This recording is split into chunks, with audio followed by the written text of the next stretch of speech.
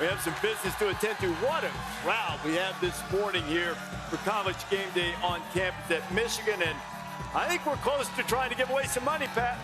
Reese, that's right. Last week, kid hit it down at Texas A&M on a second attempt for $50,000. Today, it is for $35,000 with a guy who just celebrated a birthday yesterday. Happy birthday. Thank you. This is Dimitri. He literally just turned 18. If his birthday was tomorrow, we wouldn't be allowed to do this because he would be a child. Today, you're kicking for $35 grand. Yep. Have you ever kicked anything before, Dimitri? When I was in first grade, yeah. Okay, that's good news for me, not good news for you. Have you ever said anything terrible about a kicker before in judging football? Absolutely. I'm a Giants fan, so, you know, had some rough fare with kickers. Kickers aren't athletes, but I respect them. It's the hardest position on the field besides quarterback. It's not hardest position, but shut up, Dimitri. Dimitri, don't give me that. Not athletes. Dimitri. Not athletes. Is there anything? Not punters are athletes either. Okay, Dimitri. All right, Dimitri. This guy tackle people? Yeah, boom. You're going to get it right now, Dimitri. Keep it on your mouth like that. I'll tell you what, you have a happy birthday. Have a nightmare today. Now, is there anything in you that should make us believe that you might make this kick from 33 yards? I got some leg strength.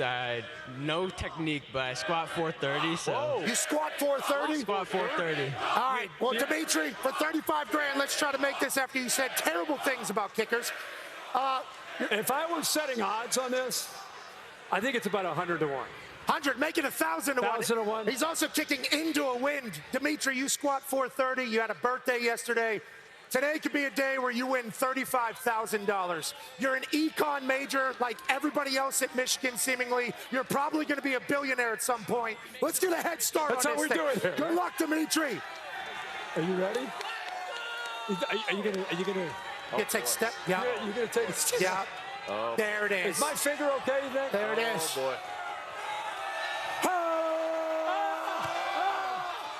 No shit. Yeah, Dimitri, you're an embarrassment. Sorry about it. I think that means Texas wins today.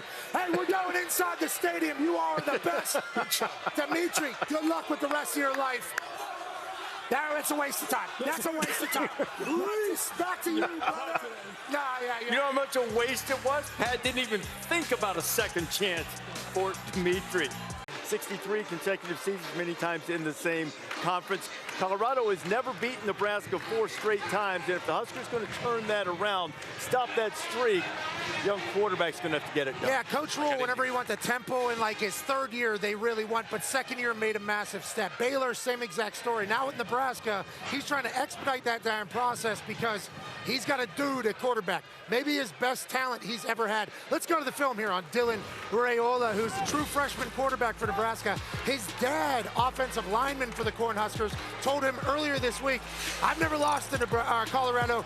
You better not either. Coming into the stadium, first ever start, he's telling the crowd, let's do this thing. He has a lot of confidence, and he has a lot of Mahomes in him. You're going to hear that a lot throughout his entire career. I think Patrick Mahomes likes it. Raiola takes it as a compliment. But look at him turn that sumbitch sideways and deliver that around a guy.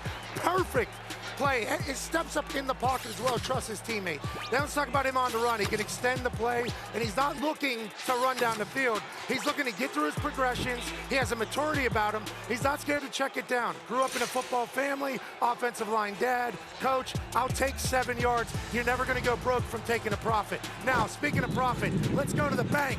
Let's go to Isaiah Mayer with a hand in my face. 3-quarter throw, wow. Drop in a bucket, and then obviously Isaiah takes it to the house. They are explosive. They are talented. Coach Rule's defense is always going to be sound. I think they're very excited for Nebraska for a good reason. Great film, and I can't wait to see how Raiola plays in this kind of setting against this kind of opponent. I think the big story to me will be Nebraska's defense.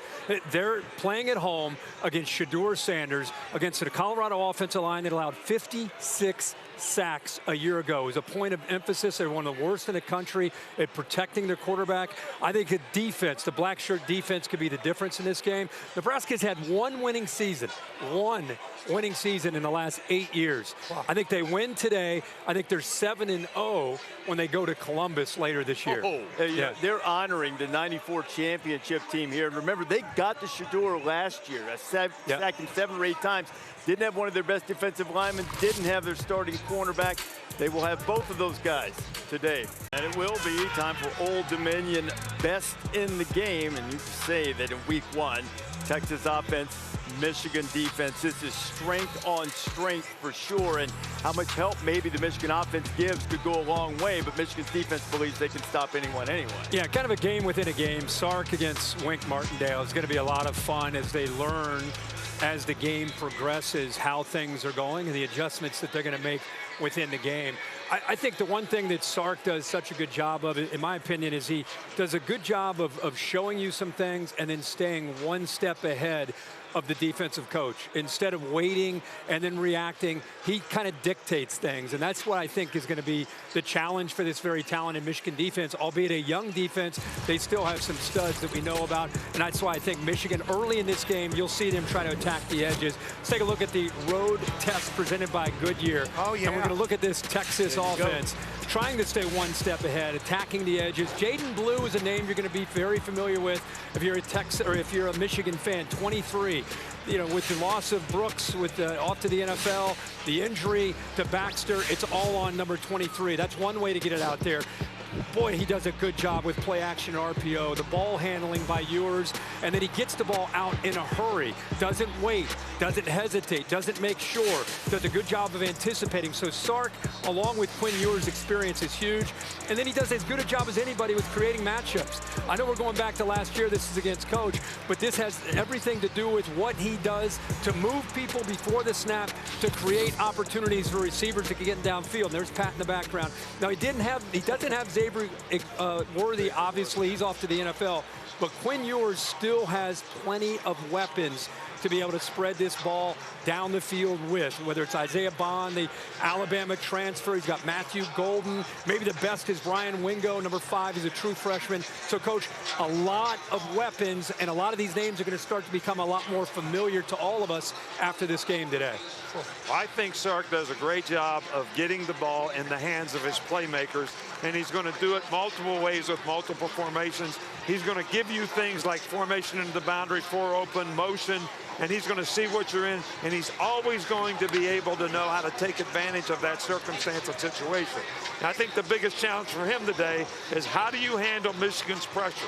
Because when you're doing all this stuff and they're dialing it up on you, they can create negative plays and put you behind down a distance. So that's going to be the key to the drill. How do they handle the pressure? Yeah, and Wink's going to bring it. He always has. He always will. He kind of created the amoeba defense in the NFL that is filtered into everywhere. Yeah. Talked to him yesterday on my show about this location right here on this field, and he talked about how Sark utilizes the Shanahan tree, and he also does some of the formations and motions of the Miami Dolphins. He's studied. He knows Sark has kept Wink up, and Wink is more than prepared. But if you know Wink Martindale at all, he's going to want to punch him in the mouth. And when we talked to Sark early, he said his message to his boys were, we're going to have to be tough. I think we're going to have a slobber knocker out here today between the Texas offense and the Michigan defense. Yeah, Coach, you talked about, you know him well, with guys like Mason Graham, Kenneth Grant, and then with Will Johnson on the back end. It's going to be an interesting matchup. I think the big thing with Michigan is you can have a good front. You can have guys that can two-gap and butt heads. But what Michigan has is they have guys that can hold the point, but they're disruptive. I mean, they're quick in terms of their movement, penetration, which disrupts the runner, makes them, and it gives the linebackers a chance to jump over quick. So they're a very disruptive defensive team. Jay-Sean Barham, too, number 1. Love him, number 1. He's Debo out there. He is Debo. Transferred in from Maryland, and Wink Martindale and Sherrod Moore have both said, like, watch number 1. Please do. And then listen to the sound. Exactly. When he hits. He's a thumper. He's a thumper. Yeah, I love it. 100%. They can watch number 2. Fresno State picked on Will Johnson last week. They had some completion. Now, they paid for it with a pick 6 late. They had some completions. Who wins the game today, Steve? I believe Texas wins the game because of the offensive line. Coach talked about what Michigan brings to the table, but when you read all the preseason rankings, Texas' offensive line was at the top of every list. Michigan keeps it close. Texas wins the game. By enough? No. Not by enough. Well, we mentioned this number earlier. 24 players out of these 2 programs were selected in the NFL draft last year, but that doesn't mean that the scouts are skipping out on Texas and Michigan. Pete Thamel with us now. Pete, who are some of the guys that the scouts particularly love in this game? Well, Reese, these sidelines are jammed like any big game, and I can't go 5 yards without running into an NFL scout. There's a dozen high-level either GM or personnel directors here to look at the talent on the field, and I expect 20 guys to be drafted that will play in this game today. Last year against Alabama, Quinn Ewers rocketed himself into the first-round conversation. Today, if he has another big game in the big house in a non-conference game, look for him to really assert himself in that QB1 conversation with Shedeur Sanders and Carson Beck. Left tackle Kelvin Banks of Texas will be that program's first-round pick on the offensive line since 2004. That's a wild stat that Texas has gone 2 decades without a first-round pick on the O-line.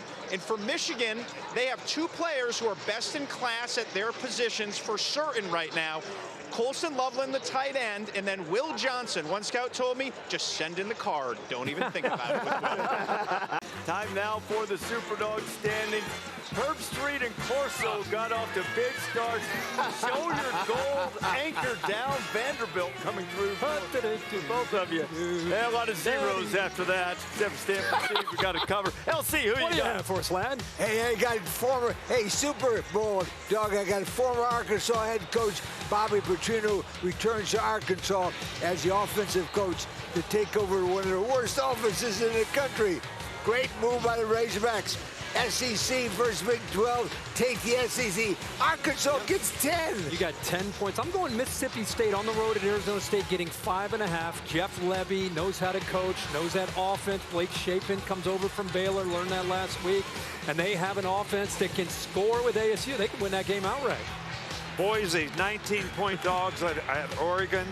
You know, Oregon's got a lot of weapons, but Boise scored 56 points last week. You know, Oregon's going to have to stop the run.